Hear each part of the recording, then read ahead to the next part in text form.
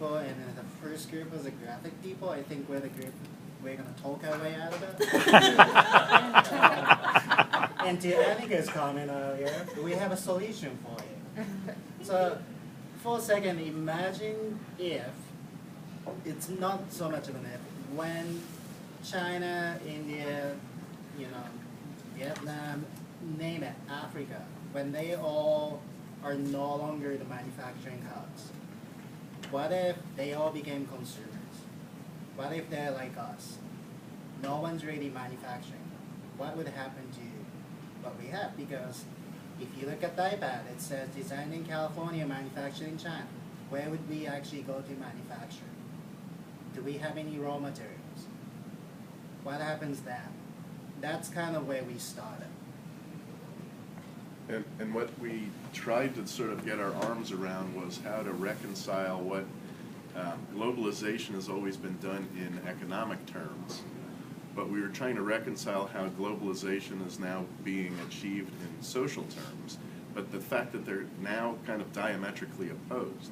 That things like Arab Spring or the 99%ers, overturning $3 charges in the ATMs, there's steps in that direction, but what can happen when those two things are fully reconciled and you have corporations that are incentivized to do socially responsible, profit-sharing, pay-it-forward type of mentality, as opposed to how do we make the C-suite richer and how do we expand the gap between the haves and have-nots. And we thought more about how do we bring those things together so that we level the playing field, and it became more of a geopolitical thought than a sort of talking about process or product or something like that.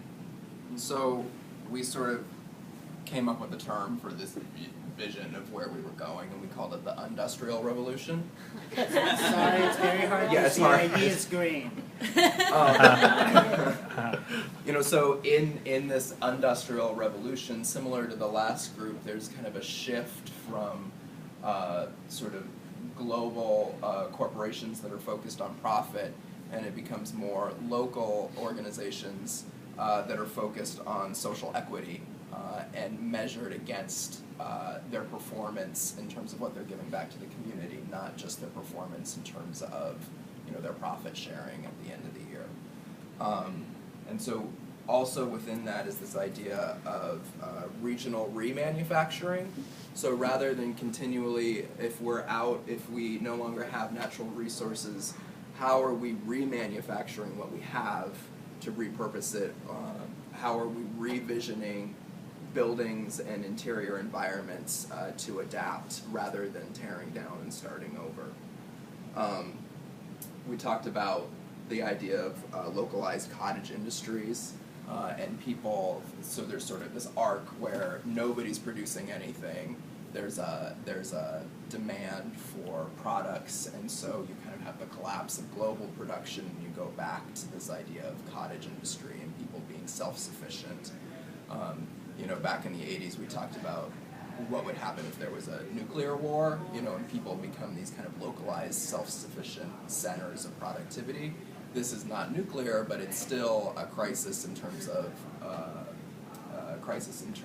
resources, and so people look to sort of local solutions for that, and working with what they have and repurposing it.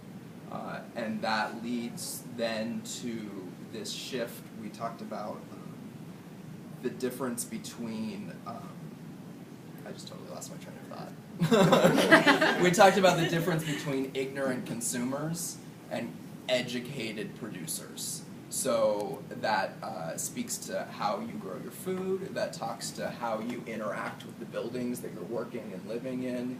People aren't just showing up and consuming, but they're understanding how their actions affect the environment around them.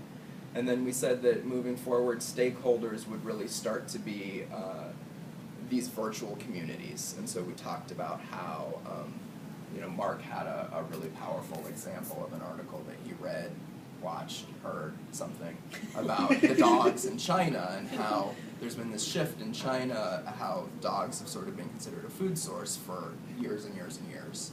And now, because of their socioeconomic shifts, people are keeping dogs as pets for the first time.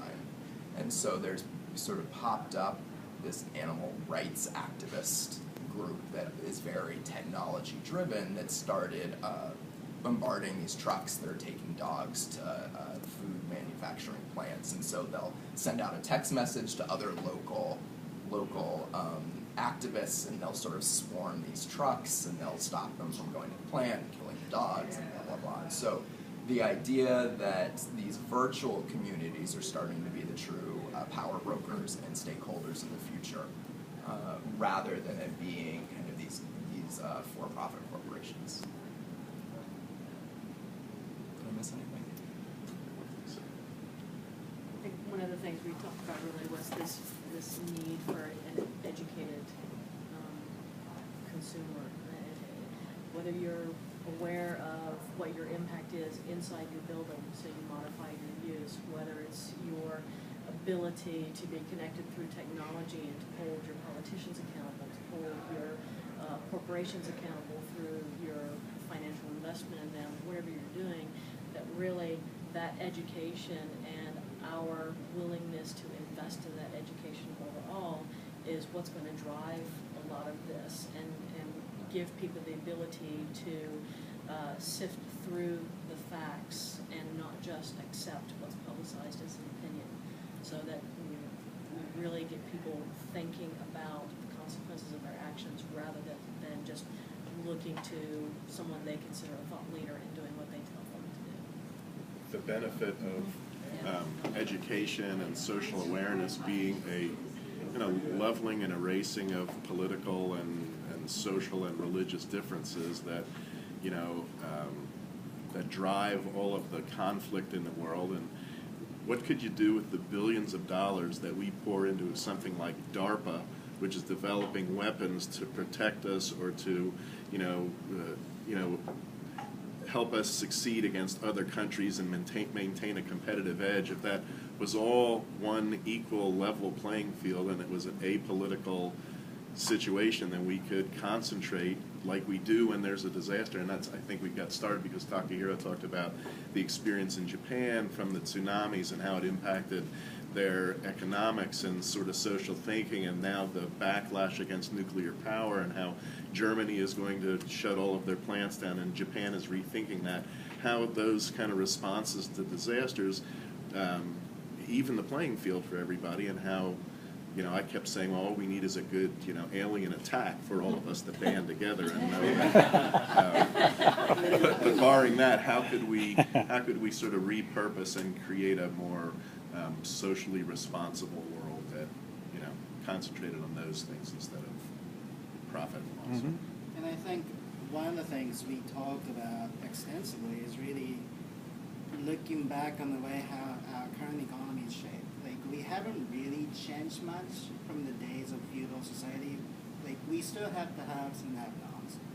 So if it truly becomes a social globalization, then you're no longer just shifting it and widening it, keeping it as economic globalization. You still are maintaining that same pyramid structure, but you just have the bigger base to, when that happens, that map, either whether if it becomes blank or blue or red or black or however you want to change it, it'll really become, like Mark just said, equal playing field.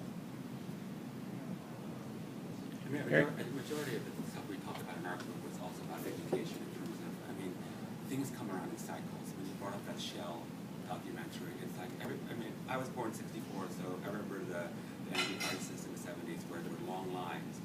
Great. I remember there was also an environmental movement back then. They had a World's Fair on it in Spokane, Washington, all about that. And suddenly, what happens after the '70s? Excess of the '80s. Right. So what's going on now? Do you think in the year 2020 that, we have all this money coming in? The environment, what's that? Let's spend all this money on this instantaneous stuff. But I think we need to maintain that this is really happening, and continue forward, so it doesn't repeat that cycle. Right. Because every time I think like it's the '80s are going to come back, I know the fashions have, but I'm not sure what the 80s fashion's awful. Okay, don't make kind of hipster. He's wearing his maintain. Izod shirt though. We need to but maintain. that's- You just gotta flip the color up. I'll wear my Opie shorts. Oh, yeah. Oh. But, you know, on the same token, like disaster, they